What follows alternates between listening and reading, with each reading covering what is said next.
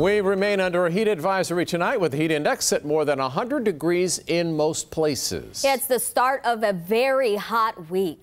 Welcome to 13 News Now at 5. I'm David Allen. And I'm Arrianee LeBeau. Janet Roach has the night off. The heat reached dangerous levels today for people working outside like these painters. Let's go over to meteorologist Evan Stewart to see what we can expect for the rest of the evening. Well, we're looking at more mugginess, more heat, and more humidity. The good news is, of course, once sun sets, those temperatures will start to drop. But we are looking at hot temperatures. We oftentimes look for maybe a shower or something to cool things off. And we've seen what looks like some showers showing up on radar, but a live look outside just shows the clear skies. So I'm not exactly sure what that is, but we can't totally rule out an isolated sprinkle. But again, the main story is just it is hot, it is muggy. Temperatures in the 90s. That Williamsburg thermometer typically runs a little bit warm, 99 degrees. It's probably more like 94, 95 like it is in Wakefield. But again, hot temperatures, and when you factor in that humidity, it feels more like 100 to 105 degrees. Now, I'm sure as you were driving around, as I was coming into work, I saw that car thermometer reading 97 degrees. So why does a car thermometer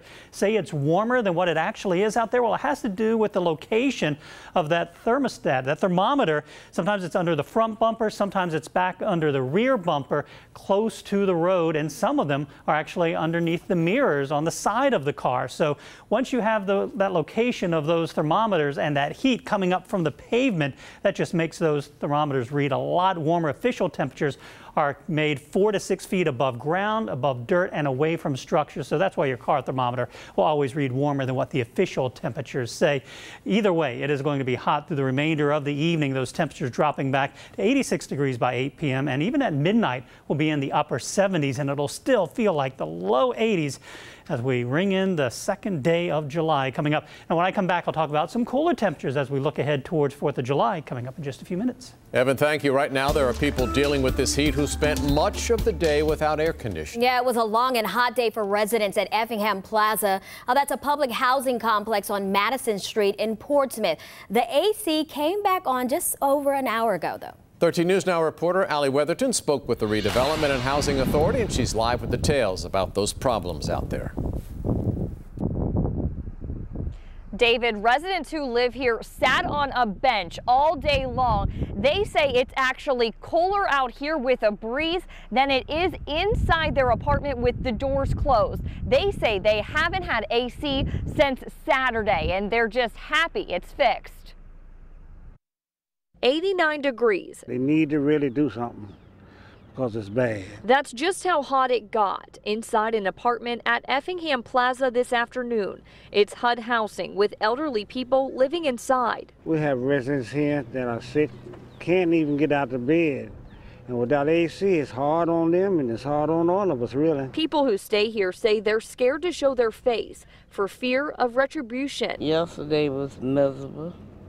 Last night was miserable. The same today. On this hot and humid day, windows are wide open. Fans are blowing. It's ridiculous. It's ridiculous. In the last hour, Portsmouth Redevelopment and Housing Authority Executive Director Edward Bland says the air conditioning unit is fixed. We have a private contractor there who's working as we speak. Bland says the apartment complex is for independent seniors and the air conditioning unit has been acting up. System has been down, been back up, been down, back up. Now that the air is back on, it will still take some time to circulate throughout the building. Live in Portsmouth, Allie Weatherton, 13 News Now. New information in the Denise Martin case. Virginia Beach police tell us there is no foul play suspected in the 22-year-old's death. Search crews found Martin's body last Wednesday. She had been missing for a week before they discovered her remains in the Red Mill area. Today, police say there is no foul play suspected at this time, but the medical examiner says the cause of death is still pending. And we're following a developing story also in Virginia Beach. Tonight, Virginia Beach police tell us they are investigating another case of a man exposing himself to strangers. This time it involves young girls. Parents say they were fundraising for a cheerleading team. 13 News Now reporter Stephen Graves is looking into the claims. He spoke to one of the girls' parents. Yeah, David, she tells me her daughter is understandably shaken up by this. She and other parents wanted to remain anonymous, didn't want to talk on camera, but it's causing a lot of stir online and, of course, in the community, specifically because recently this isn't anything new. At Chimney Hill Shopping Center at Rosemont and Holland Roads, it's normal to see young people fundraising. A couple of cheerleading squads, a couple of step teams, and then the band from one of the local middle schools have come out and fundraised before. Lee Granderson says from what she's seen, it's always fun and cheerful. But now folks are keeping a close eye out after what some parents say happened to Green Run High cheerleaders last Saturday. That somebody would actually go out and do that is just... it's repulsive. Virginia Beach police say they're investigating a claim of a man exposing himself. A Facebook post from one parent said the man called the 14 and 15-year-old girls over to his car. The man allegedly took out his genitals, fondled himself, and told the girls to, quote, look down. And if there is a stalker or any type of flasher, they would see parents, because each time the parents actually have their tent usually right here at the 7-Eleven. Those parents actually got photos of their suspect from inside the store. We're blurring his face because police haven't confirmed him as who they're looking for.